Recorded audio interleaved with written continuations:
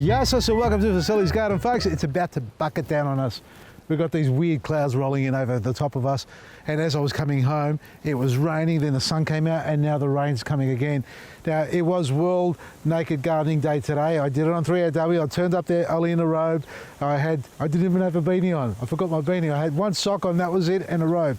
Now, they didn't join in, but that's okay. Anybody else who has, you're still welcome to send your photos or your cheeky pics, send them through to us, and we'll put you in a draw because we've got the $200 hamper gift voucher to give away. So that's still on there, folks. And the other thing, back at the apricot tree, a few emails come in for those who didn't watch the entire video because I know it was quite a long one.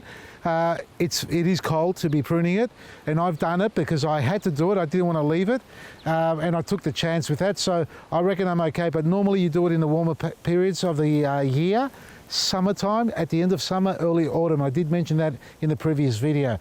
Now this has got that really open shape on it, and it's always good to go back to inspect your tree the next day, because once you get into the mode of it, you're pruning, you start to see things and you think you're seeing a good shape, and it's better to go and see it with fresh eyes the following day to see, have you done the right job, have you missed anything, and do you need to do any more pruning on it or cleaning up. Now, I'm not going to tackle this at the moment. What I came to do is talk about the opposite here. Now, we've got the pear tree as opposed to the apricot.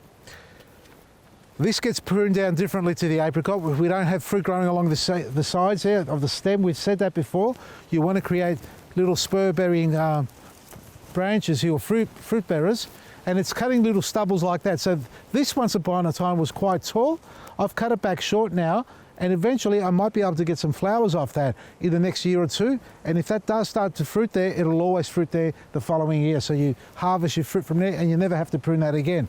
Now, I'm working on the rest of the growth inside there, so they all end up being only this long. So eventually the tree learns not to grow tall, but to stay small. And it's the art and the repetition of pruning. And that's what you've got to do. Prune, spray. Always metho, very important, you know. You can use alcohol like Tipur, or no, you can't use ouzo because it's got the aniseed and it's a bit sweet on it. Anyway, so pruning. Again, look for a bud facing out, cut just above it. I'll show you here, for example. Let's say that's on the branch, right? And we've got this long branch. We're going to get a couple of buds, 1, 2, 3 maybe. Make sure it's on the outside and just cut above it like that. Now, a good mate of mine, Craig Castro, who does watch my videos, thank you mate, had taught me how you can do an undercut. So what that means is, rather than cutting just above that bud, you cut just below the bud above. So that one there, you cut just below that. So what we've created here is a short stubble or stem there, which has nowhere to go. The sap flow won't go any further up, and that will start to die back. And when that starts to die back, that will force this bud here to flower rather than grow into a branch. So that's doing an undercut, and it's tricking the tree into thinking, oh, the dieback, oh, it's dying, let's flower. So you can do things like that and little techniques like that. But sometimes, you know, when you're going along, you're just pruning away, half the time you're not even looking what you're doing, or you are, but you're not paying attention closely. That's okay, you can do that, but then always go back and clean up your branches if you think you haven't done a good prune. Pruning, summer pruning or autumn pruning. You can see this one hasn't even decided to go into its autumn foliage yet. So this is still quite active. So I do a prune on this now. The tree will slowly go into dormancy over the next 3 months. And by the time spring comes along, rather than reacting to the prune that I did 3 months ago, so today, fast track forward 3 months, this won't react to that prune because it's had that 3-month period of resting. So when it comes into springtime, we shouldn't get a lot of growth. This is the summer growth that you see there. I didn't cut it back, but it's okay, you can leave it, but as long as you don't cut it back, and if you want to reduce it, you don't cut it back at the end of winter, because that's right at the cusp of the new season of growth.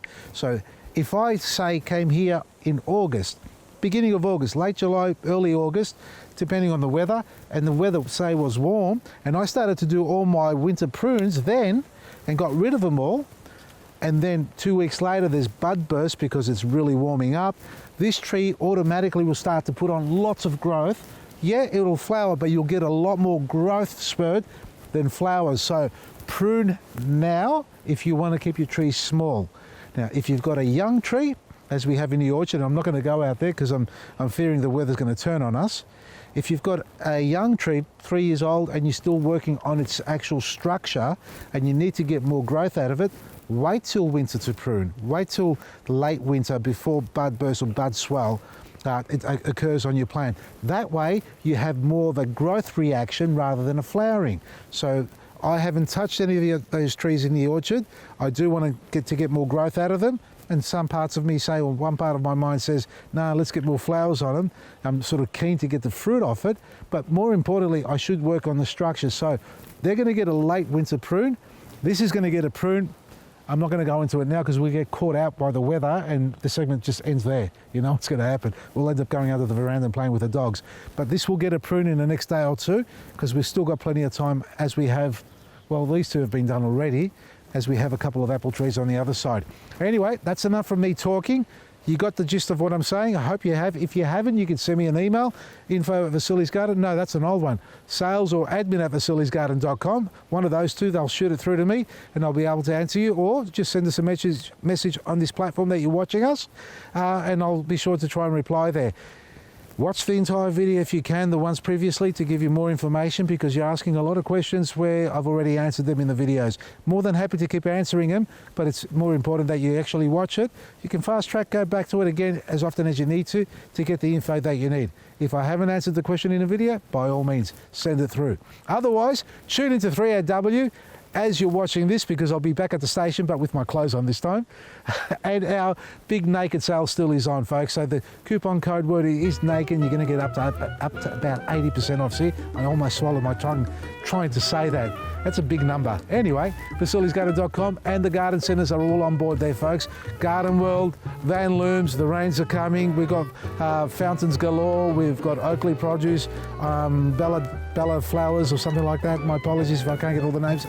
Anyway, it's raining. From me, Vasili, Maresi, Vasili'sGarden.com.